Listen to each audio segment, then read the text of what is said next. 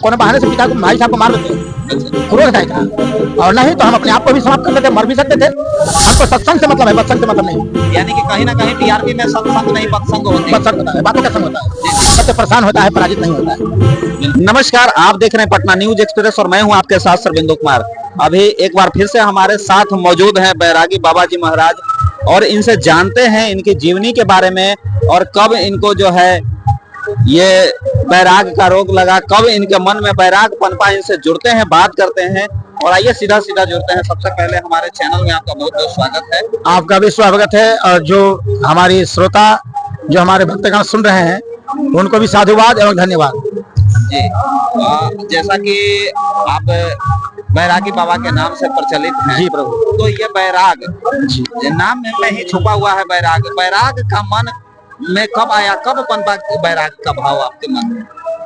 ये कोई वैराग्य लेता नहीं है जब तक ऊपर से आदेश नहीं होता है। ये प्रभु की कृपा है, सही, और ये कृपा प्रभु की कृपा है, और माता पिता का कर्मों का, संस्कारों का ये फल है। अगर हमारे माता पिता अच्छे कर्म नहीं किए होते तो इस रास्ते पर हम नहीं होते। भले उनकी हम सेवा नहीं कर पाए, लेकिन उनकी कृपा हमारे ऊपर बनी रही, उनका आशीर्वाद हमारे ऊपर रहा। तो हम लोगों के जो जीवन में अगर प्रथम अगर कोई गुरु होता है तो माता, द्वितीय गुरु पिता, और तृतीय गुरु जो हमको ज्ञान देता है भक्ति के बारे में। आप माता पिता का नाम लिए, तो मैं जानना चाहूंगा सबसे पहले कि आपका जन्म कब हुई और माता पिता के साथ कितने समय तक आपका समय? जी, हम 1951 3 मार्च को हमारा जन्म हुआ, और करीब करीब 14 साल तक हम अपने माता पिता के साथ रहे। और थोड़ी सी बात के लिए मन में कोई दुख हो गया, हमारे बड़े भाई थे तो मार दिए पढ़ाई के लिए। अच्छा। तो हम पढ़ नहीं पाए थे, तीसरी क्लास तक पढ़े थे, खाली घूमते थे। लेकिन पिता भाई जो है हमारे बहुत मारते थे, तो एक बार दुख लग गया, बहुत ज्यादा मार दिए तो दुख लग गया। तो हमारे मुख से निकल गया कि जिंदगी में आप हमारा मुख नहीं देखेंगे, आप हमारा चेहरा नहीं देखेंगे। और वही एक वाणी जो है हमको लगी, और वहां से हम चले गए।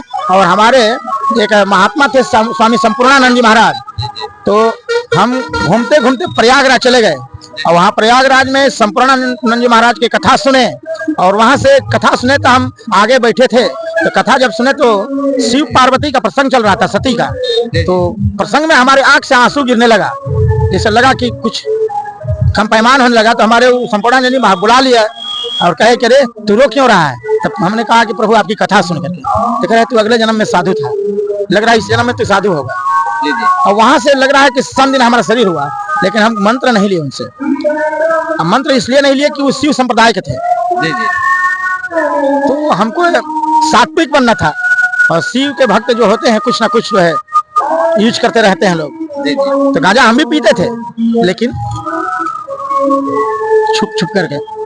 उसी दिन से हमको कुछ लगा कि इस लाइन में तनी पेट भरने लगा, रहने लगे, खाने पीने लगे, घूमने लगे। ये भाई चले हर ना चले, कुदारी बैठा हो जाती है, कुदारी में भजन करो। एक और सवाल है कि आपने बोला कि आज से माने घर में जो बात हुई उसके वजह से आपने परिवार को बोला कि मुख नहीं देखोगे जी, वही आज सारा दुनिया आपका मुख देख रहा है। ये तो ना बताए कि माता पिता के कोई कर्म का फल है हमको। अगर माता पिता अच्छे कर्म नहीं किए होते तो उस समय हमको एक और रास्ता था, या तो हम कोने बहाने से पिता को भाई साहब को मार देते, क्रोध था इतना, और नहीं तो हम अपने आप को भी समाप्त कर देते, मर भी सकते थे। ठीक, लेकिन माता पिता के अच्छे कर्मों की वजह से हमको लाइन दूसरा मिल गया, रास्ता मिल गया दूसरा।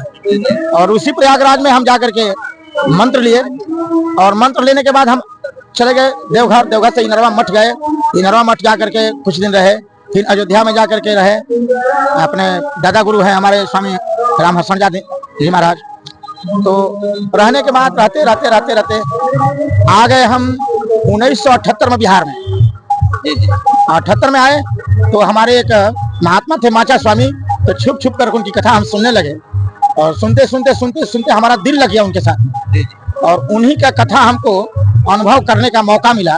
कुछ दिन रह गए और उन्हीं का कथा हम बोलते हैं, क्योंकि हम पढ़ते तो है नहीं, लिखे हैं नहीं, पढ़े लिखे है नहीं। पढ़े लिखे की बात करें तो तीसरी कक्षा तक पढ़े हैं, उसके बावजूद भी जग करवा रहे हैं।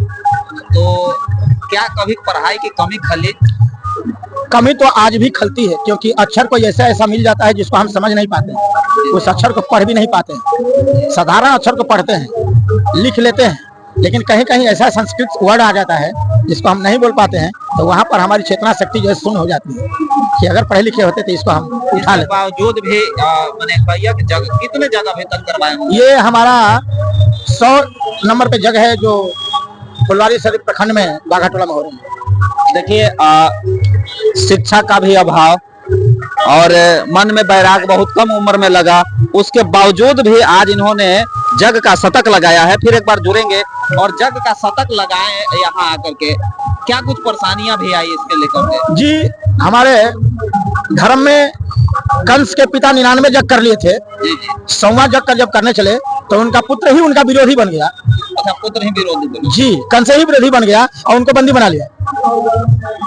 तो कहीं ना कहीं इस तरह का यहाँ भी कष्ट आया। जी जी। तो शास्त्र के विपरीत हम नहीं गए, शास्त्र को सोच करके ही हम रह गए कि बंदी होकर के भी अपना काम किया जा सकता है, खुले तो सभी करते हैं। तो कंस के अंश में कोई आया लेकिन उसका ज्यादा देर तक नहीं टिका, क्योंकि सत्य परेशान होता है, पराजित नहीं होता है।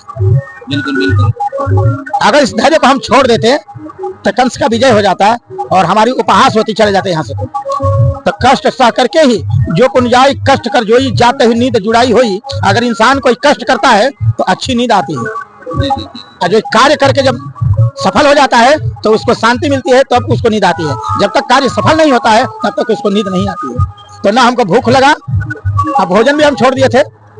अब भोजन छोड़ते हुए भी कार्य को ऊपर ध्यान लगाए थे, केंद्र बिंदु बनाए थे कि हमारे यज्ञ में किसी एक आदमी का हताहत ना हो, कोई आदमी खता ना हो, कोई विघ्न ना आवे, नहीं तो लोग कहेगा कि बैरागी बाबा के 100वां यज्ञ में विघ्न आ गया। और अभी तक इतने जग में सिर्फ यही आई है और भी कहीं इस तरह? इसके बाद हमारा अभी कार्यक्रम है पूसा के बगल में सखौरा चौक है। सखौरा चौक पे हनुमान जी का प्रतिष्ठा है, तो यहाँ से 19 तारीख को या 20 तारीख को हमको वहाँ चले जाना है। वहाँ पर 23 तारीख से कथा है। और उसके बाद पुनः फिर सीतामढ़ी रोड में गोपालपुर बाजार के बगल में फतेहपुर बेरौना है, वहाँ पर कार्यक्रम है। वहाँ से कार्यक्रम के बाद फिर पुनः जो है लख पर आ जाएंगे अमरपुरा।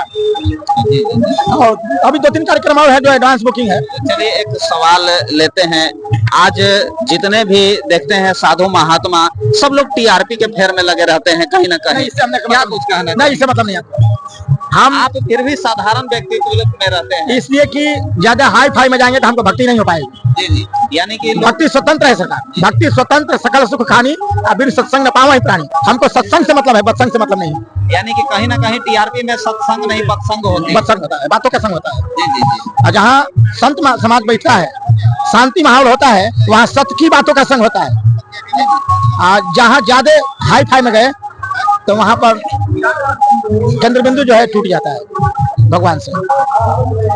चलिए अंत में क्या कुछ संदेश देना चाहेंगे अपने, हमारे जो व्यूअर हैं, हमारे जो दर्शक हैं, और आप अपने जनता को क्या संदेश देना चाहेंगे? यहाँ के हमारे मुख्य केंद्र बिंदु हैं इस यज्ञ के अध्यक्ष, जिनके संस्कार से हमारा केवल अकेले संस्कार नहीं लगा है, यहाँ बाघाटोला का हर इंसान का संस्कार लगा है, यहाँ पर आने वाले भक्तों का संस्कार लगा है।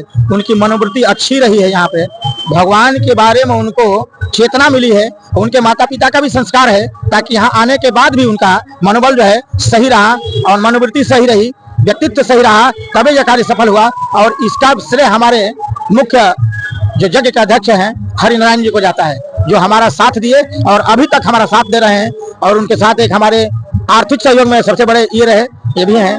और विशेष करके हमारे बाघाटोला के लोग जो है तन मन धन से लगे और जोर से इससे लगे कि हम भी उसमें जो है खो गए, इतना जोर लगा दिया इन्होंने, टीम के लोग। जी जी। चलिए तो बहुत बहुत धन्यवाद हमारे चैनल में जुड़ने के लिए। तो आपने सुना जैसा कि बैरागी बाबा महाराज ने बोला कि आज लोग सत्संग नहीं बत्संग करते हैं और कहीं ना कहीं टीआरपी बटोरने के फेर में लगे रहते हैं, और उसके बावजूद भी आज यह एक बिल्कुल साधारण तरीके से आज सत्संग करते हुए, प्रवचन करते हुए आज 100वां शतक लगा चुके हैं। हमारे चैनल में अगर नए हैं तो सब्सक्राइब करें, वीडियो को लाइक करें एवं कमेंट करें।